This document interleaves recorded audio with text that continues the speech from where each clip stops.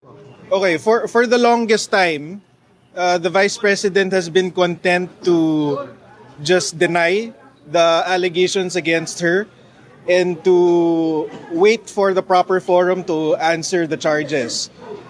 She believes that there are more important things to do for the country. So she focused her energies on serving the Filipino people and focusing on her duties and obligations as Vice President and as erstwhile Secretary of Education, as well as her duties to her family as mother and daughter. But today marks a turning point as she has embraced her responsibility to continue the tapang and malasakit in Philippine government. She has also accepted her duty to hold accountable those who spread lies and misinformation, to curb the will of the electorate, and to propagate themselves in power at the people's expense. So gaya nga ng sabi niya, hindi pwedeng walang managot. So that's why today she filed a criminal complaint for perjury against Ramil Madriaga, arising from the malicious and false statements of Ramil Madriaga in his affidavit dated November 29, 2025. So anong nakalagay sa complaint affidavit? Pinapatunayan dito sa complaint affidavit na hindi magkakilala si VP Sara at itong si Ramil Madriaga. Wala silang personal o professional na relasyon. At hindi rin totoo yung mga kwento ni Ramil Madriaga tungkol sa mga posisyon niya sa PSG, sa VP-SPG, sa DepEd at sa OVP. Kaya imposible yung pinaparatang niya laban kay VP Sara. So we are confident that this is more than sufficient to for the prosecutors to find probable cause and to determine that there is reasonable certainty of conviction. VP Sara was accompanied today by 5 witnesses, including 2 former PSG commanders who have testified that they don't know any Ramil Madriaga that served in the PSG. She also with her today was Colonel Raymond Lachica, the former commander of the VP-SPG, the Vice Presidential Security and Protection Group. Also with her was Lieutenant Colonel Dennis Nolasco, who was the security officer for the DepEd, as well as the deputy group commander for the VP-SPG. Also here with us as a witness is Attorney Reynold Monsayak, former OVP spokesperson, and Miss Anna Magnaye, an events organizer based in Davao City. Apart from those 2, we also have as additional witnesses former PSG Commander Major General Jose Niembra, as well as Assistant Special Prosecutor Ryan Kilala. Doon sa impeachment hearings, si VP Sara? I can't answer that. It's best to ask Attorney Poa, but there's a procedure in the House Justice Committee na susundin, so antayin na lang natin na masunod yung proseso na yun. Sir, but why now? Because the affidavits po parang lumutang to, I think last year, at least December last year. So parang it took 3 months for you to file a perjury complaint. So others might just ask na baka na-timing doon sa impeachment dahil kasama nga po siya doon sa mga dokumentong pinasa ng mga complainants. So why now? So, hindi naman siya talaga priority ni VP. Ang priority ni VP Sara is magserbisyo. So that's why natatagalan. Medyo may katagalan na rin niyang gusto i-file to. Pero priorities get in the way, of course. Pero napapanahon na. Lalo na may impeachment para malaman na ng taong bayan na yes, VP Sara's camp has said that they will address the charges head-on in the impeachment proceedings. But here we are, apart from the impeachment proceedings, we're confronting this head-on by holding Ramil Madriaga accountable. Kasi, VP Sara is done playing this game with her enemies on their terms. So this is us bringing the fight to them. Kasi kapag napatunayan na may perjury dito si Madriaga, syempre kulong yun. The affidavit of Madriaga is included in the impeachment complaints.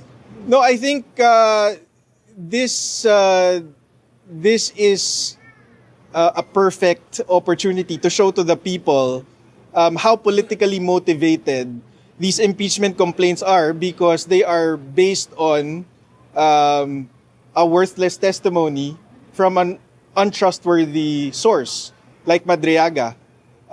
It shows that the complainants and those pushing for the impeachment did not fact check or did a background check on Madriaga and his claims, and that's why they claim that his testimony is the smoking gun, quote unquote, for the impeachment against VP Sara. So yun ang pinapatunayan nun.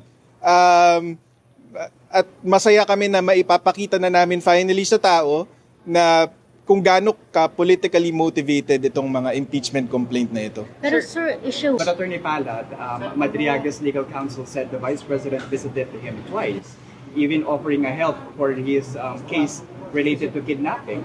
May we get an information about that? So that's already debunked by Secretary John Vic Remulla himself. VP Sara never visited Ramil Madriaga in jail or anywhere else, and she has no reason to visit him. Sir, are there additional complaints being considered against Madriaga? Not at this time. Not against Madriaga, yes. If not Madriaga. Abangan. Clue, sir. May kinalaman Wala pa.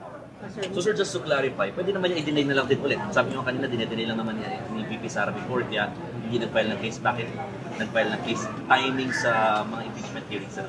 Kasi noon kasi ang paniniwala niya, katulad din ng paniniwala ni Pangulong Duterte noon na karapatan ng tao na mag-file ng kaso. So hayaan na lang. Pero pagka hinahayaan kasi, pwedeng hindi sila natatakot na magsinungaling, maggumawa ng kwento, sumira ng buhay. Ngayon, dinidikit nila ngayon sa impeachment, ang kahulugan nun or ang possible consequence nun is, for example, subvert yung will of the people.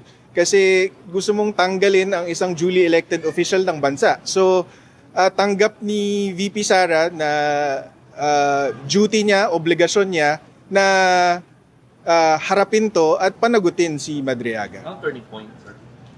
Turning point, I'm not privy to the turning point. But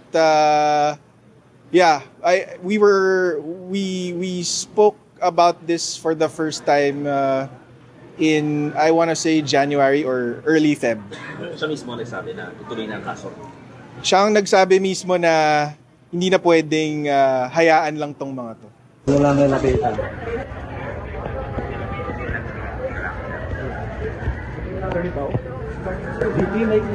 Who's taking the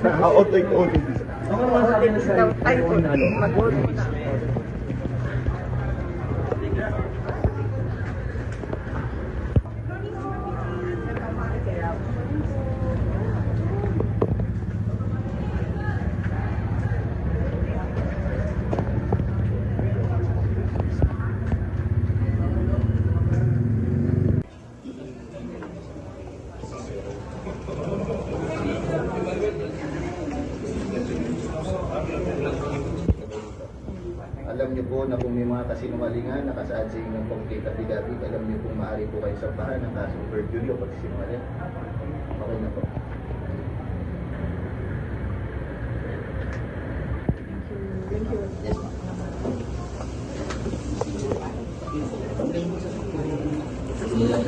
Okay na. Baba na.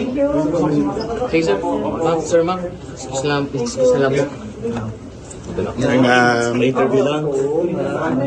Kahit ano lang po, mabilis lang.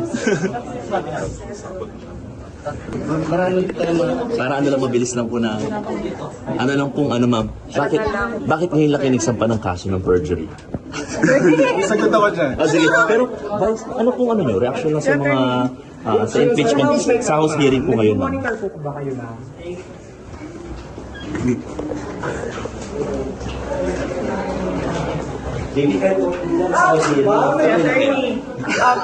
Ma'am, Sa impeachment ko rin, ma'am. Si Atty. Boa yun. Pero kayo, Yung dito naman kay Atty. Panes. pero may na-monitor niyo po ba yung hearings sa Congress? Marami akong ginagawa sa trabaho. Hindi yan yung prioridad ngayon ng Office of the Vice President. But how's the defense team preparing? Defense team, Atty. Boa. Ready naman po sila sa mga... Atty. Boa. Si Atty. Paolo sa Dito kay Madriaga. Ma'am, decided na yung running mate mo, ma'am, na nire-recruit? Meron. Decided na, ma'am? Meron na ba ma'am? Meron na? Beautiful president. Ay, ma'am. Para magawa sa'yo lahat, ma'am. Ay, beautiful.